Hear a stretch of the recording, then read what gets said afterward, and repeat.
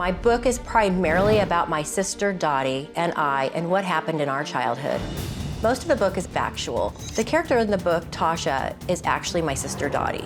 The character Jen in the book is really me. My sister Dottie and I both suffered emotional and sexual abuse. We were abused by our mother. My mother did really horrible things growing up. She would take cats and kittens and drown them in our bathtub. She would make me hold the kittens underwater until they drowned. My mother did this because she was mentally ill. It made me feel sick. My mother was very sexually abusive. Growing up, my mom would call me into the bathroom. She would want me to wash her back. She would play with herself sexually. I was very confused and mortified. When I was around 12 years old, my mother introduced me to a man in his mid-20s. My mother insisted that I should have sex with this man. I had sex with this guy 5 days a week for 2 years.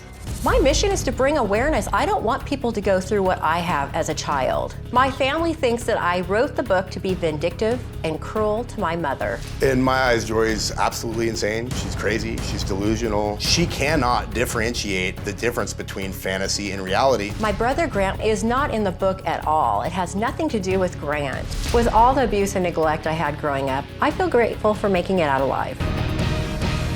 I'm trying to find out what we're talking about here. Are we talking about things that happened or things that you say you made up? Because you say you made up some of this for sensationalism. I just typed what came out. I didn't have any pre-planning or any idea if it was going to be fiction or nonfiction. I was severely depressed and suicidal and just started writing this book.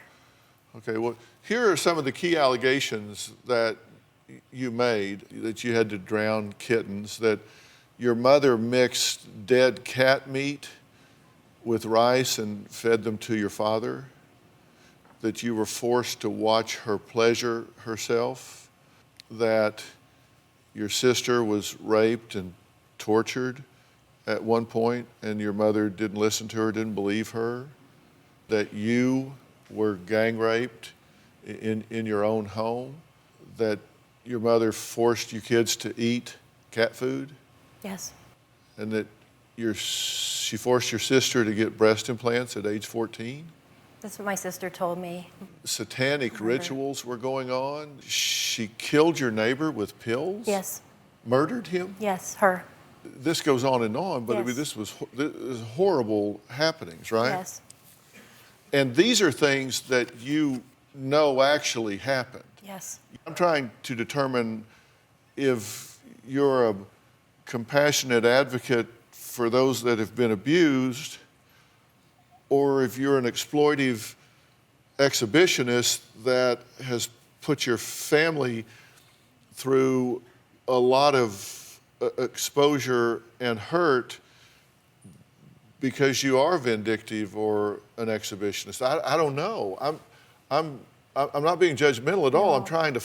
I'm trying to find out. And you seem to be telling me 3 or 4 different stories in the last 15 minutes. Wow, really?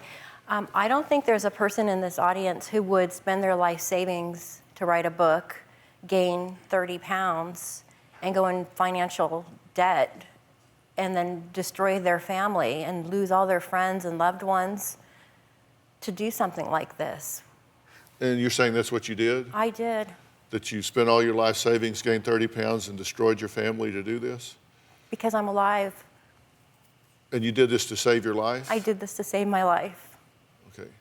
And because your mother came to you and told you to do it? Yes.